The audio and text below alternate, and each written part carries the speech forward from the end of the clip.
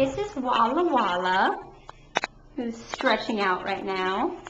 And Walla Walla is a 2-year-old male, and he's very lovely and very affectionate.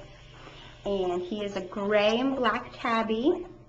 And sometimes he can be a little shy when he's in a brand new environment, but as you can see, he has warmed up quite quickly. He's great with other cats. He's hanging out with his buddy Joel over here. But he'd also be okay as, where are you going? He'd also be okay as a single cat. He just loves attention, and he just needs someone who's going to keep him in a secure environment and help boost his confidence.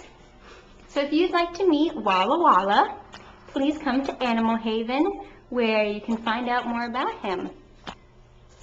And I don't know if it picks up on the video, but he has a very loud purr, which is extra super sweet, right? So again, this is Walla Walla, and he is a 2-year-old male.